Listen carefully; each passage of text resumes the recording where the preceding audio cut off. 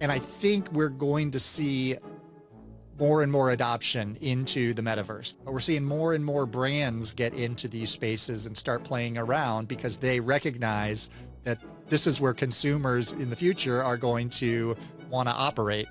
So as marketers, we need to start thinking about how we're going to integrate content marketing and experiences and storytelling into those environments in a way that can, help establish that brand credibility, help build our identity within these virtual worlds. And I think the technology is, within the next 5 years, I think the technology is going to get to a point where metaverse is a much bigger part of all of our lives.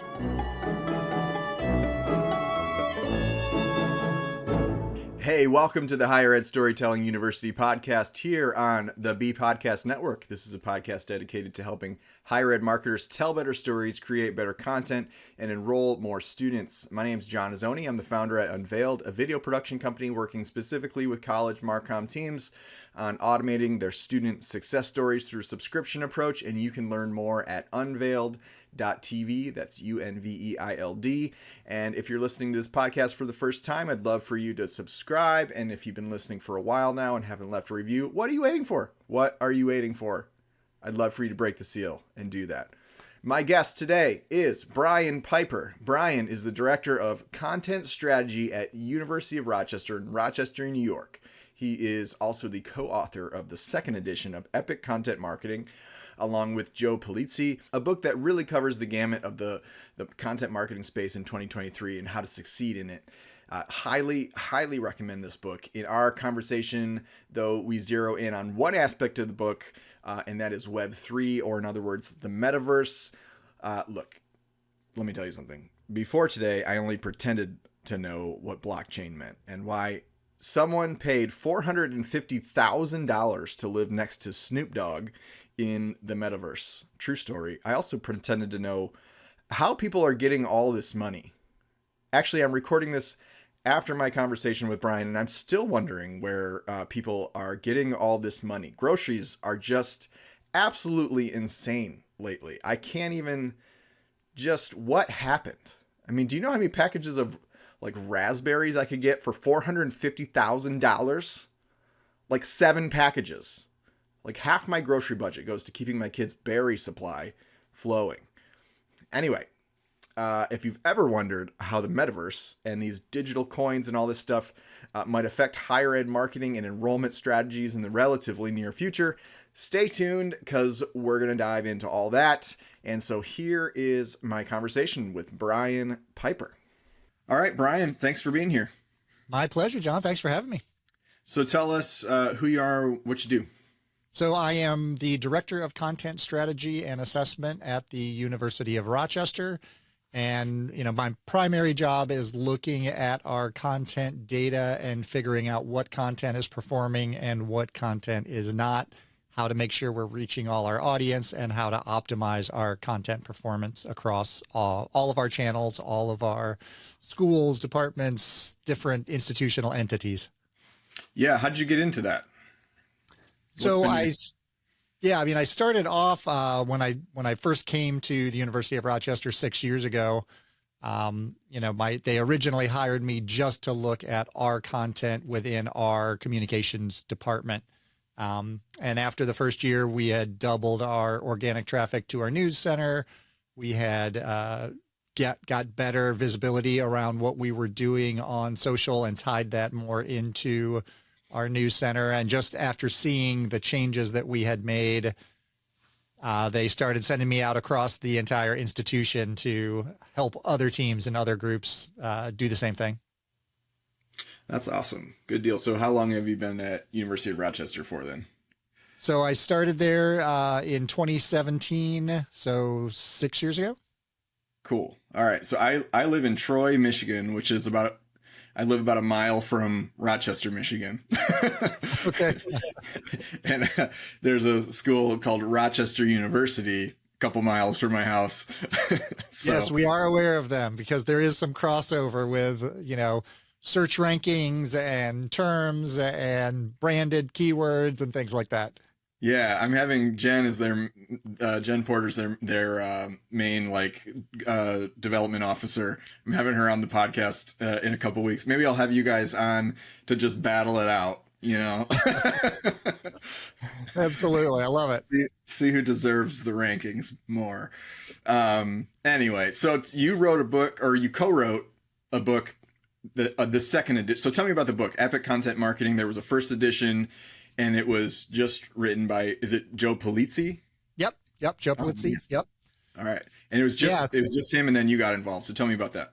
That's right. So I actually started off as a website developer back in 1996, and I wasn't a very talented or very satisfied website developer. It was a job, paid the bills.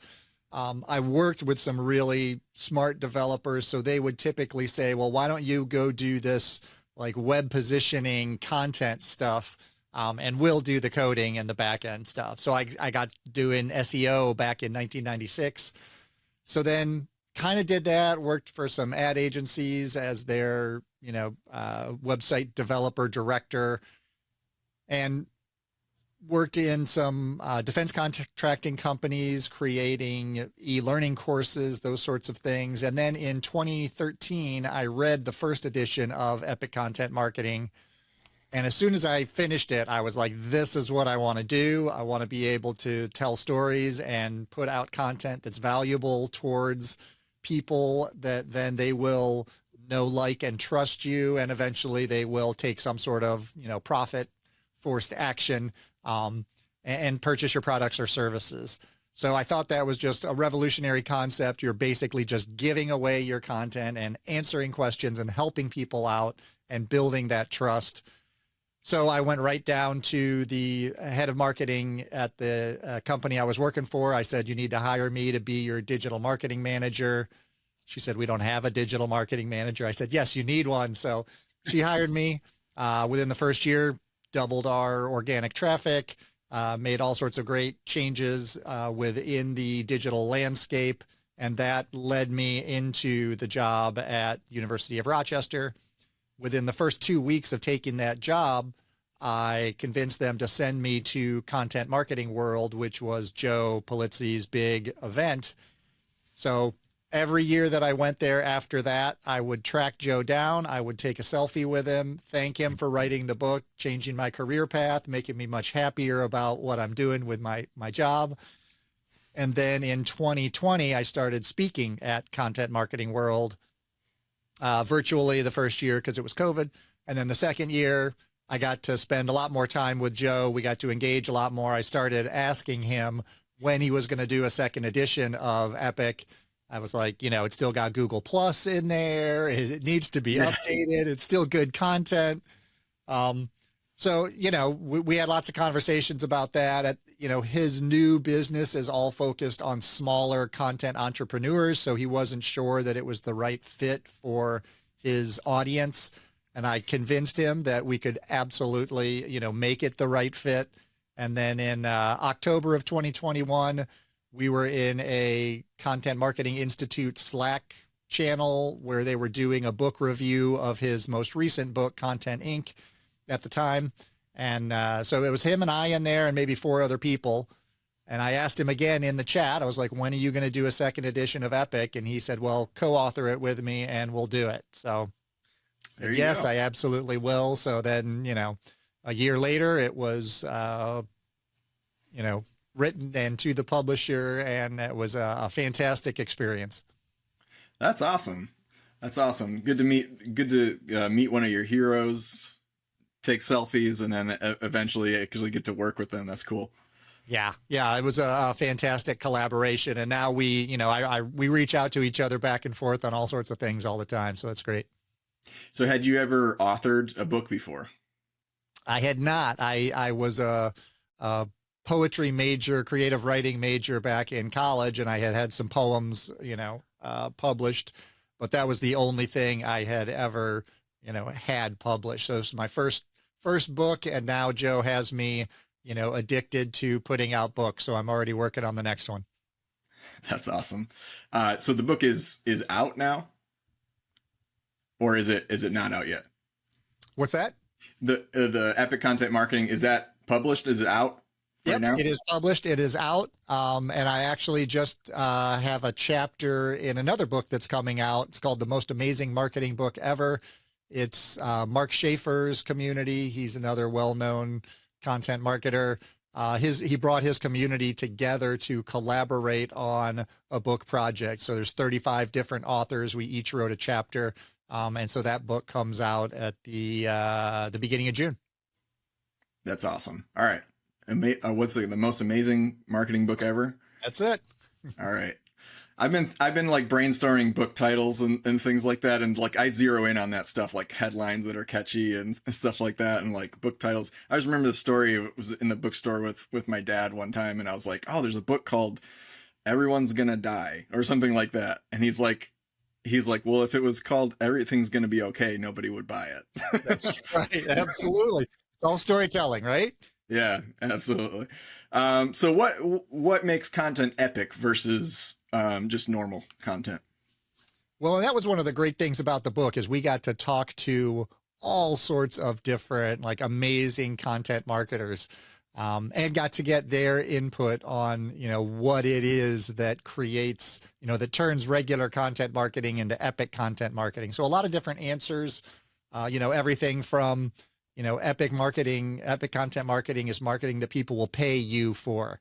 So that was an interesting take on it. But, our perception of epic content marketing is, content marketing that makes people take some action, that causes some action. Anytime you can bring someone into your story, you can get them to trust you and connect with you, creating content that resonates with somebody.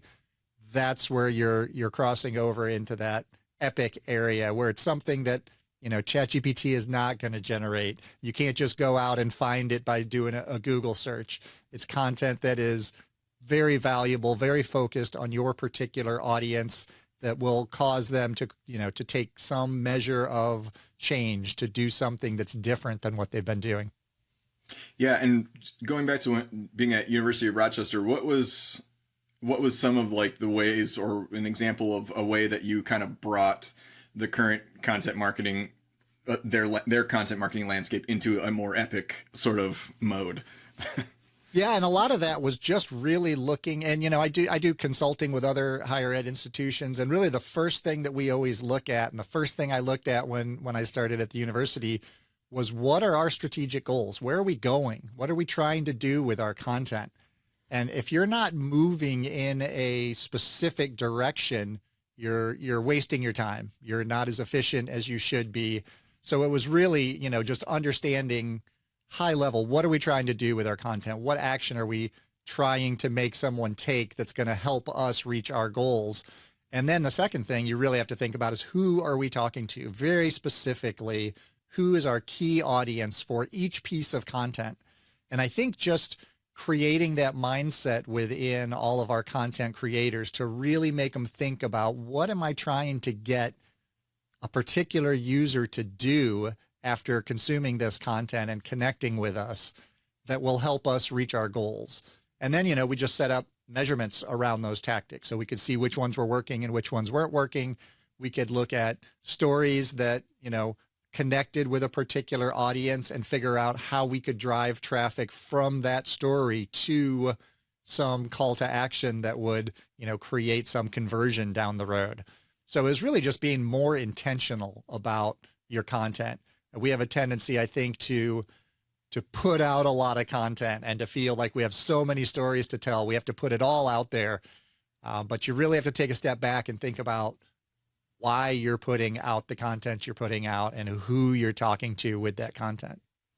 Yeah. And I feel that there's so much pressure to like post every day on some, social media channel. And so it's really easy to just be lobbing content into the internet and not really taking a step back and say, it's okay if I don't post for a couple days while we figure this out, and for me, I mean, I've worked at organizations where it was more loose, less strategy. And I've worked at organizations where there was a defined, like, this is why we're posting here, here, and here. This is why we're posting what we're posting, and this is what we want them to do.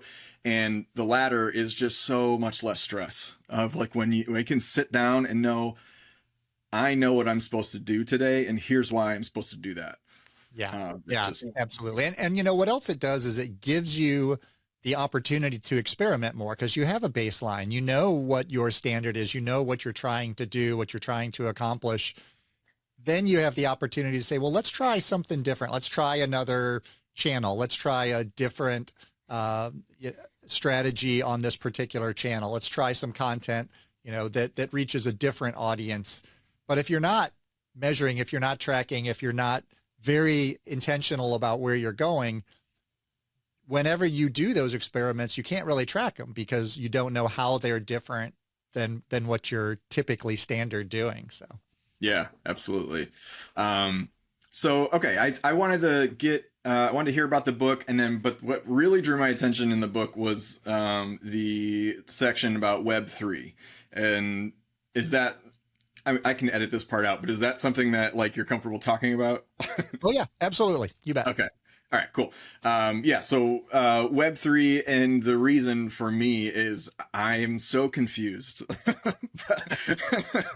And I feel like I would guess 90% of our listeners, it's just over their head. I mean, and so I wanted to sort of learn along with everyone else.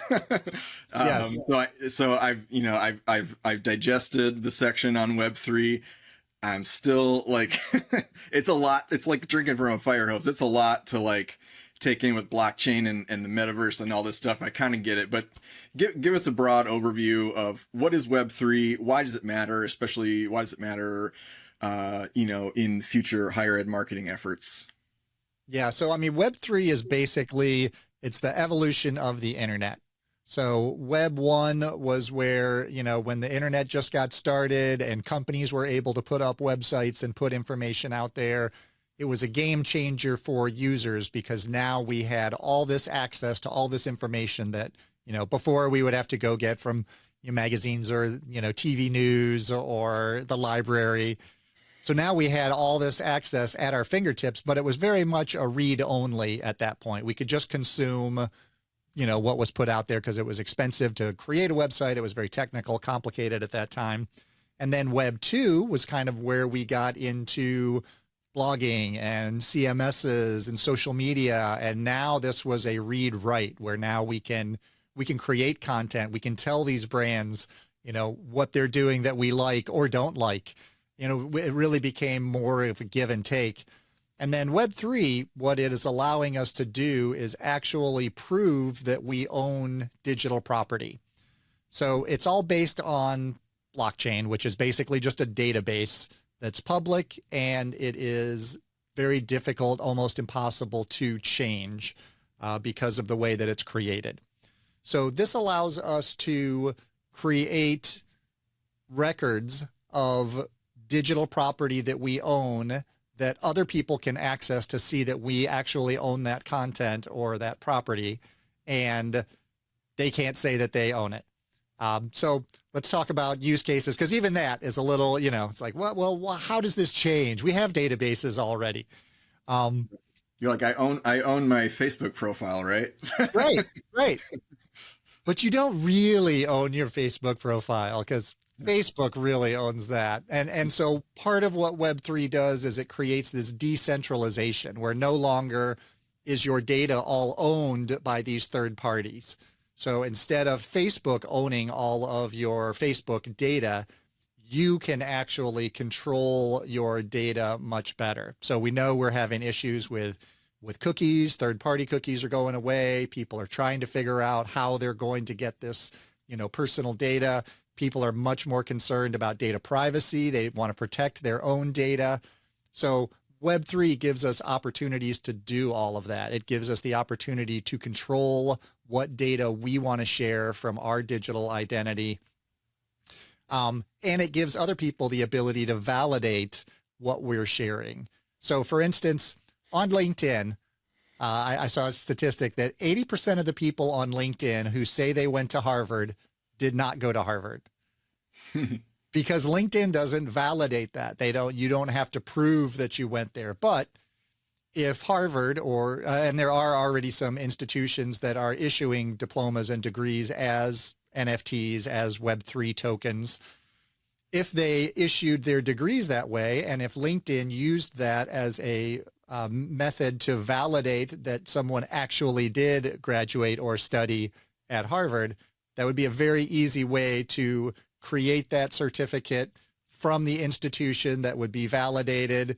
And, so I think within the next 3 to 5 years, we're going to see a lot of things becoming Web3 NFTs. I don't think we're going to talk about them as NFTs. I think that Web3 language is kind of going away.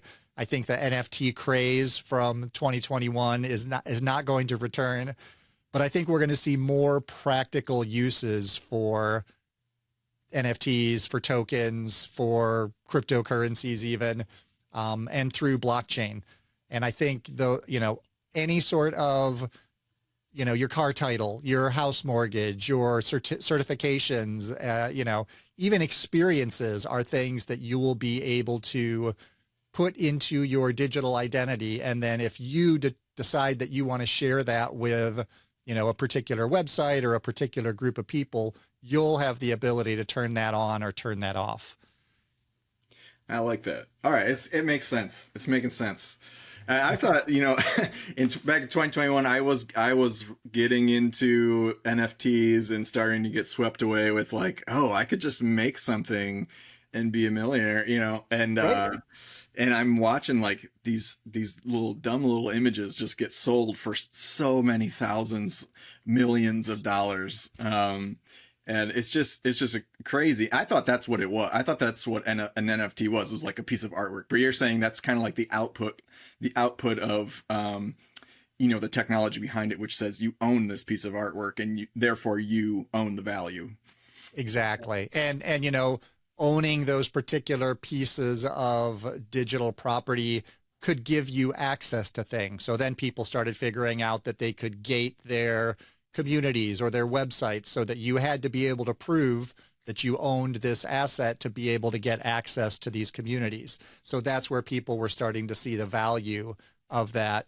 And we're already seeing, loyalty programs. Starbucks NFT loyalty program is, basically a great use of NFTs, of the blockchain. And we're going to see more and more implementations like that don't necessarily say, this is an NFT project, because, it's moved away from that, purely financial kind of hype, which I think is good, because now we're seeing much more practical use cases. And I think it's that way with any new technology. We're seeing it with AI right now. I mean, AI's been around for a long time, but ChatGPT kind of thrust generative AI, into the world. And now we're seeing, several hundred new AI applications being launched every day. And probably, 80% of those are all going to eventually fail or be, consumed into larger projects. So I think it's just that, then eventually people are going to figure out the right way to use AI to solve their particular problems. Yeah. So I want to talk about the metaverse, and then I kind of wrap it all together and like how schools can harness these things that we're talking about. So tell me, what is the metaverse? So lots of different definitions of the metaverse. Some people see any sort of, gathering of people virtually as a metaverse. I think when we're talking kind of traditionally what people think about the metaverse, it's really creating these virtual 3D immersive environments that persist across time. So the environment's always there. You can come in and out. It'll support a large number of people. And then people within that metaverse will have digital identities that will be connected to them. So avatars or digital skins or NFTs. And I think we're going to see more and more adoption into the metaverse. The technology behind the metaverse is still very nascent. It's still developing. The goggles are clunky.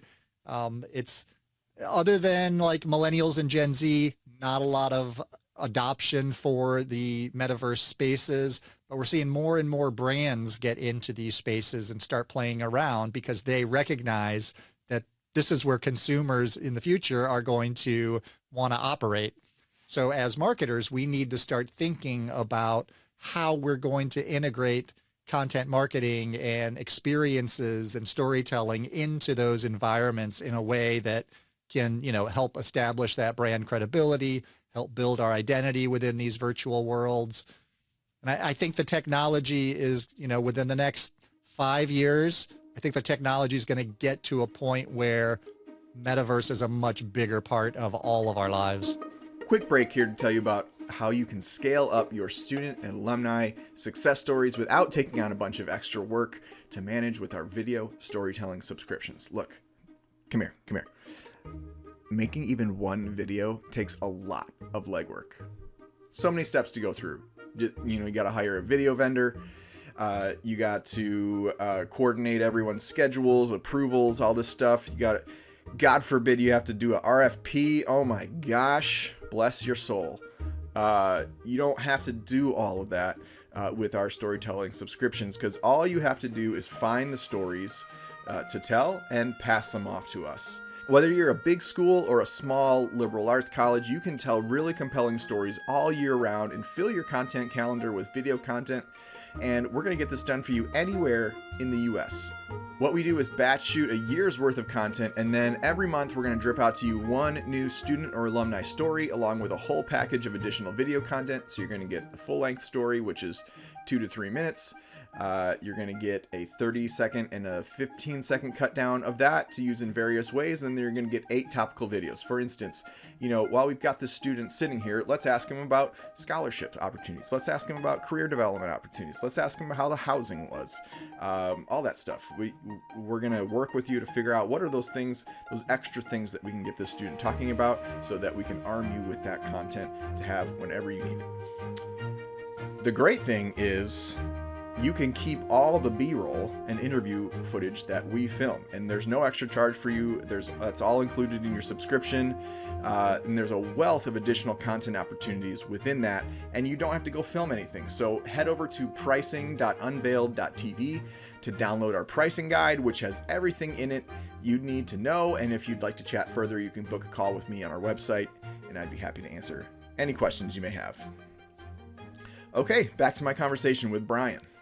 My question is kind of like when I hear about that, I'm kind of like, that's really cool, but also like, okay, let's see if this actually gets some legs. Because I remember virtual reality. I remember the first I don't know, it was like early '90s where like the Mario tennis game came out. It was like Virtual Boy or something like that, and you play tennis. And I never had one. I always wanted one. But I feel like, as I got into my career in video and that kind of parlaying into this virtual augmented reality thing that started, I feel like it was like 2016, 2017, we were hearing a lot more about virtual reality and 360 video. That was supposed to be like the big thing. And you still see some of that, but I feel like virtual reality, the hype has died down, and also the 360 hype has died down. You still see a lot of colleges with 360 video tours of their campus, which I think is really smart. So for me, I'm kind of like, I'm curious to see, if this is just a little hill of hype, or if this is gonna like come to fruition in like 2050 or something, and we'll be talking about this metaverse as the Virtual Boy Mario, the first iteration. Yeah, and I'm sure we will. I'm sure we're going to look back on this and be like, "What do you mean your avatar didn't even have legs? What kind of metaverse is this?" But I think we're seeing a lot of the big companies really trying to push the limits and really trying to get the technology to the place where it needs to be. Apple's coming out with their AR, VR hybrid glasses later this year. It'll be very interesting to see whether that's another, Google Glass, or whether it's actually a step in the right direction for the metaverse. I think the technical issues around the metaverse are the big detractors right now because, I mean, just a little bit of latency in the visual perception can create that feeling of queasiness, sickness that a lot of people get when they put the VR glasses on. They're figuring that out. They're figuring out how to do more of the processing on the server side and then feeding that directly to the units instead of trying to rely on the units to do so much of the processing. So, it's a technology issue at this point, because I can see it in my kids. They have no problem coming down and throwing on the VR headsets and playing Beat Saber for 2 or 3 hours at a time. I think they're much more willing to work, to interact, to engage in this environment. They go to concerts in Fortnite. They spend time in Roblox, and they're exploring these virtual spaces where they're connecting with other people who they wouldn't be able to connect with. I think once we really start integrating this into education, there's already over 150 schools that have virtual twins in the digital space where they're offering classes and creating research opportunities for people to come together from all over the world to collaborate on different ideas.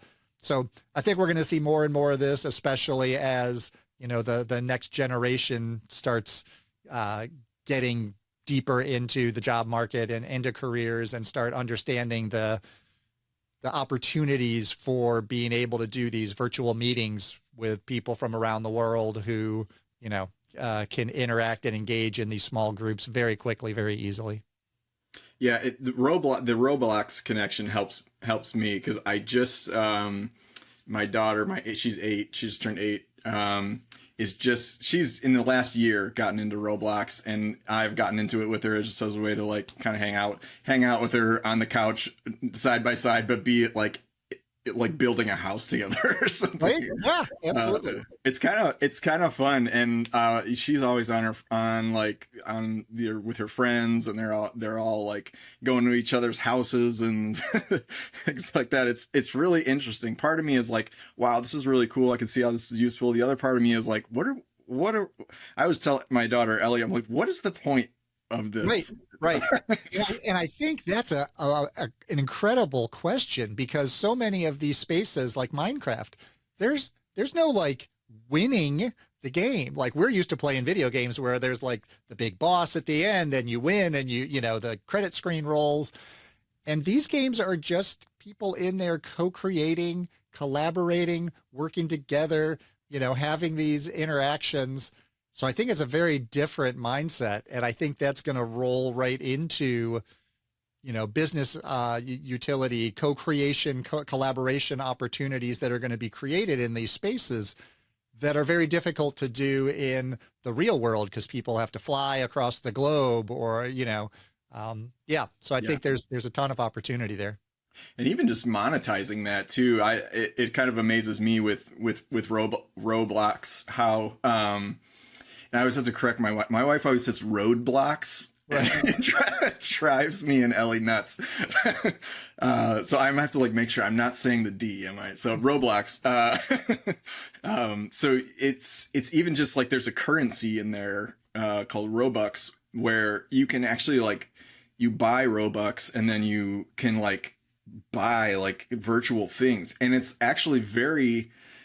I always thought that's so dumb. These in-app purchases, right. Never would I do that. And then here I am. I got hooked on this game Flag Wars, which is like capture the flag, and you can buy different weapons, and you can see immediately how much more power you have in the game. And I probably spent $30-$40 for nothing that you have physically, right? It's all digital. Yeah. It's a lot of fun. My wife had to have a conversation with me about how much I was playing Flag Wars. But then you can think about that experience and imagine instead of going to the movie theater, now you can put on your your glasses. Eventually, they're going to be the size of standard glasses.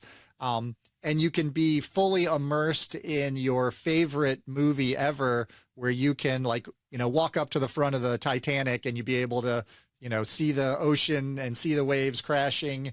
And then if you really liked the jacket that, Jack was wearing, you could just pause the movie and select that and purchase that with crypto. It would, automatically transfer through. And then if you incorporate AI and generative video into these solutions, you could control the narrative of the movie. You could change the way the movie turns out so that, based on your interactions and your choices with that character within the movie, you could change the whole outcome of the movie, and maybe Jack lives. So, it's very interesting when you start thinking about all the different ways that these technologies could come together. Yeah. And so how do you think that colleges can, what would a college do with this? Yeah. And I really think, one of the things that colleges, universities, higher ed is really going to have to figure out how to incorporate is building community. I think community, and for businesses and brands, I think this is the future. I think AI is going to make it difficult to know what sources of information you can trust. And I think creating these communities of trusted individuals is going to provide, those resources that people are looking for. They're going to be looking for sources where they can go to get detailed information about, new research or new opportunities. And so I think the metaverse is one way that colleges and universities will be able to create these communities. You could create communities of students. You could create communities of alumni where then they could come in and interact. You could open that up to researchers of particular areas. So if all your climate researchers could get together in this metaverse space and talk about the problems that they're facing, break out into smaller groups where then they could go share information, share resources, share access to specialized equipment that maybe they don't, that they can't access in Kenya, but we have, one in Chicago that they could use those resources to help solve problems. I think this is really going to be, kind of the future of communication, is finding, instead of going out and searching on Google, you're going to go in and search, Content Marketing Institute for your questions about content marketing, because you're going to have people there who can say, oh, well, your situation's a little different than what, the standard answer would be. And then you could get individual help from real people in those communities. I think a lot of search is going to go the way of, AI generated common responses to common questions. But when you really want to dig deep into something and get details, you're going to need humans. Yeah, and I experienced that a lot. Like when I have a question about something, and I've posted it in some forum on Facebook or whatever, and been told just Google it. I'm like, I know I can Google it, but I want this community to give me, like, what do you do? Right. in this situation. So that's huge, I think, and just the spread of misinformation, I think, would be limited a lot more that way. Yeah, absolutely. And, we start talking about ways to integrate Web3 into AI. I mean, if you could tag all of your personal content, your brand content on the blockchain with your digital identity, anytime AI scraped your content, it could credit you with a reference within their answers, or it could at least alert people that it had pulled content from you. And if someone else puts out a deepfake video, anybody consuming that content would be able to look at it and say, oh, this isn't verified on the blockchain to be owned by, whoever says is creating this content. So yeah, totally. And that's, I was watching, there's some documentary on TV on Britney Spears, and I watched a couple minutes of it. No judgment. Yeah. My wife was watching it, and I came into the room and was like sucked in. But I noticed they had I assume they had like Britney Spears' voice narrating her Instagram posts. And I mean, I assume they didn't get her permission and call her up to come in into the studio and do that. Right. You know, with AI, they like deep faked her voice. And I just thought that was incredible and also pretty scary that can happen. Yeah. Yeah. I saw a video showing how they had taken, Snoop Dogg had recorded something for this brand for one of their commercials, and it worked great. And they played the commercial, but then they had a subsidiary company that had a different location, and they were able to use AI to change his mouth movements and change the audio so that they could use the same recording for different locations without having to reshoot and pay him more. And, so yeah, you start wondering where are we crossing the lines with, individual rights and deep faked covers. Yeah. Yeah. It makes now it makes sense how the Waze, the navigation app. Yep. Because I'll get like notifications like, hey, do you want the Jonas Brothers to give you directions? And I'm usually no. But then I'm thinking like, did they have the Jonas Brothers come in and go left? Right. Like say every possible word. Now I'm kind of like, they probably just mimicked their voice. Yeah. It's hard to know what to trust these days. So I think that's where, these communities and this Web3 ownership ideas will really start paying out. So where can, if a marketing team at a college wanted to take a step in this direction, where do we go? Because I assume like going to a website owned by someone else is countering the idea that you would own this content. Is there like a URL you go to like get into the metaverse or? Yeah, I mean, right now the metaverses are all owned by, different entities. So Decentraland is one, Sandbox is one. So these are kind of like, big companies who are creating these decentral environments, these landscapes that no one particularly owns. But you can own assets within these different, collaborative spaces. So there's still a lot of, we're so early in the metaverse space. But there are a lot of like brands that are building in these spaces. So like Nike has a big presence in Roblox. So you can go to the Nike, not really store, it's the Nike Center in Roblox for different experiences in there. So I think at this point, it's mostly just exploring, trying out different landscapes. I'm in a community that has meetings every month within Spatial. So Spatial IO is just, it's a virtual environment where we can go and try new things and experiment and do presentations. I'm in the Ed3 DAO, which is it's a Web3 community focused on educating educators about Web3. And they have a K20 educators metaverse space where we go and we have conferences in the space. We gather, 1,000 people from all over the world, educators, to come into these metaverse conferences and, have conversations and explore, experiment, try new things out.